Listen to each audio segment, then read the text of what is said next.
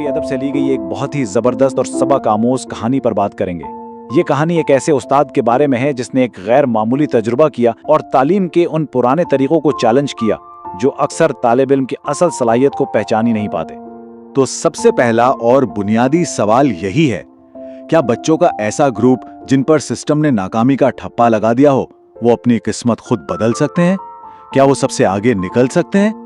آئیے اس کہانی میں اس سوال کا جواب ڈھونڈتے ہیں۔ تو قصہ کچھ یوں ہے کہ ایک استاد کا تبادلہ ایک نئے پرائمری اسکول میں ہوتا ہے اور وہاں انہیں تیسری جماعت کی سب سے مشکل، سب سے خراب کلاس پڑھانے کو دی جاتی ہے۔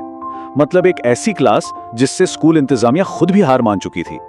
اور اسکول کی مایوسی کا عالم یہ تھا کہ پرنسپل نے استاد سے صاف کہہ دیا کہ بھائی اگر تم ان میں سے 3-4 بچوں کو بھی سدھار لو تو بہت بڑی بات ہوگی، اور اگر نہ بھی کر پائے تو کوئی بات نہیں، تم پر کوئی الزام نہیں۔ یعنی امیدیں بالکل صفر تھیں۔ اصل میں اسکول کا نظام ہی کچھ ایسا تھا۔ تیسری جماعت کے 2 سیکشنز میں تو ذہین اور اچھے طالب علم تھے، لیکن ایک تیسرا سیکشن بنایا گیا تھا جس میں ان تمام بچوں کو ڈال دیا گیا تھا جنہیں کمزور، سست یا شرارتی سمجھا جاتا تھا۔ گویا ناکامی کو ایک ہی کمرے میں بند کر دیا گیا تھا۔ خیر، جب استاد پہلی بار اس کلاس میں گئے تو انہوں نے روایتی ڈانٹ ڈپٹ یا سختی نہیں کی، بلکہ انہوں نے ایک بالکل مختلف راستہ اپنایا۔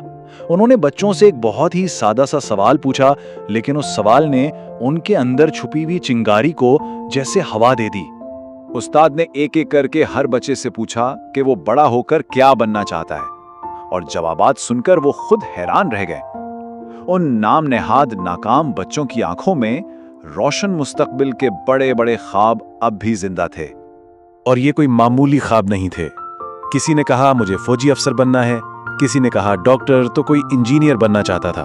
اس سے یہ بات تو صاف ہو گئی کہ ان بچوں میں امید بھی تھی اور صلاحیت بھی، بس اسے باہر نکالنے والا کوئی نہیں تھا۔ بس اسی لمحے استاد نے اپنی انقلابی حکمت عملی پر کام شروع کر دیا۔ یہ طریقہ کسی مار پیٹ یا خوف پر نہیں، بلکہ انسانی نفسیات کی گہری سمجھ پر مبنی تھا۔ انہوں نے سزا اور جزا کا ایک ایسا نظام بنایا جس کی بنیاد خود بچوں کے اپنے خواب تھے۔ اب یہ طریقہ تھا کیا؟ بڑا دلچسپ ہے۔ اس کے 4 سیدھے سادے قدم تھے۔ پہلا، بچوں کو ان کے خوابوں کے مطابق بٹھا دیا گیا، یعنی مستقبل کے ڈاکٹر ایک ساتھ، انجینئر ایک ساتھ۔ دوسرا، ہر بچے کو اس کے خواب سے جڑا ایک ٹائٹل، ایک لقب دیا گیا، جیسے آفیسر محمد یا ڈاکٹر فاطمہ۔ اور تیسرا اور سب سے اہم قدم تھا سزا کا، کہ اگر کوئی غلطی کرے گا تو اس سے اس کا وہ لقب عارضی طور پر واپس لے لیا جائے گا اور اسے ایک خاص جگہ پر بھیج دیا جائے۔ اس جگہ کا نام رکھا گیا تھا گلی۔ یہ صرف کلاس کا ایک کونا نہیں تھا، یہ ایک نفسیاتی سزا تھی۔ دیکھیں، جسمانی سزا کا درد تو تھوڑی دیر میں ختم ہو جاتا ہے، لیکن اپنے خواب سے جڑا لقب کھو کر سب کے سامنے بیٹھنا، یہ احساس محرومی بہت گہرا تھا۔ یہ اس بات کی یاد دہانی تھی کہ وہ اپنے مقصد سے دور ہو رہے ہیں، اور یہ تکلیف کسی بھی ڈنڈے کی مار سے زیادہ تھی۔ یہاں فرق بالکل صاف نظر آتا ہے۔ روایتی سزا طالب علم میں صرف ڈر پیدا کرتی ہے، لیکن استاد کے اس طریقے نے طالب علم کے اندر اپنے خواب کو بچانے کا، اس کا دفاع کرنے کا جذبہ پیدا کیا۔ یہاں سزا طالب علم کی ذات کو نہیں بلکہ اس کی غلطی کو دی جا رہی تھی، جس سے بچے میں خود کو بہتر بنانے کی ایک اندرونی لگن پیدا ہوئی۔ استاد کے اس نفسیاتی اور ہمدردانہ طریقے نے کلاس کا نقشہ ہی بدل دیا۔ جو کلاس کبھی اسکول کے لیے ایک بوجھ سمجھی جاتی تھی، اب وہ ایک مثال بننے لگی تھی۔ بچوں میں پڑھنے کا شوق جاگ گیا۔ وہ روز اپنا ہوم ورک مکمل کر کے آتے، ان کے حوصلے بلند ہو گئے اور کلاس میں ایک صحت مند مقابلہ کی فضا قائم ہو گئی۔ اور وہ گلی، وہ تو اب تقریباً ہمیشہ خالی رہتی تھی، کیونکہ کوئی بھی اپنے خواب کے لقب سے دستبردار ہونے کو تیار نہیں تھا۔ اور پھر آیا سال کا آخر، اور وہ نتیجہ سامنے آیا جس نے سب کو حیران کر کے رکھ دیا۔ ذرا اس چارٹ کو دیکھیں۔ ناکام طالب علموں کی اس کلاس نے نہ صرف بہترین کارکردگی دکھائی، بلکہ اسکول کے دونوں ٹاپ سیکشنز کو بھی واضح فرق سے پیچھے چھوڑ دیا۔ اب ظاہر ہے اس غیر معمولی کامیابی پر پورا اسکول، خاص طور پر پرنسپل، دنگ رہ گئے۔ انہوں نے استاد کو بلایا اور پوچھا کہ بھئی آخر یہ جادو کیا کیسے؟ استاد کا جواب بہت سادہ تھا لیکن بہت گہرا۔ اور اصل نقطہ یہی تھا۔ استاد نے کہا، میرا پڑھانے کا طریقہ تو وہی ہے جو آپ سب کا ہے۔ میں نے کوئی نیا نصاب استعمال نہیں کیا۔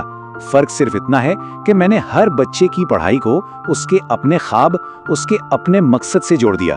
اب ہر سبق ان کے لیے اپنے مستقبل کی جنگ کا ایک ہتھیار تھا، اور ہر ہوم ورک اپنے خواب کو بچانے کا ایک موقع۔ تو اس کہانی کا سب سے بڑا سبق، سب سے بڑا ٹیک اوے یہی ہے کہ اکثر کمزوری طالب علم میں نہیں ہوتی بلکہ استاد کے طریقے یا نظام میں ہوتی ہے۔ اگر بچوں کو صحیح رہنمائی اور حوصلہ مل جائے تو کوئی بھی طالب علم ناکام نہیں ہوتا۔ آخر میں یہ ایک سوال ہے جو ہم سب کو سوچنا چاہیے کہ جب ہم کسی پر ناکام کا لیبل لگا دیتے ہیں تو دراصل ہم ان کے اندر چھپی ہوئی کتنی ہی صلاحیتوں کو دیکھنے سے خود انکار کر دیتے ہیں۔ یہ کہانی ہمیں یاد دلاتی ہے کہ ہر بچے کے اندر ایک خواب پل رہا ہوتا ہے اور اس خواب کو پہچاننا اور اسے پروان چڑھانا ہی اصل کامیابی ہے۔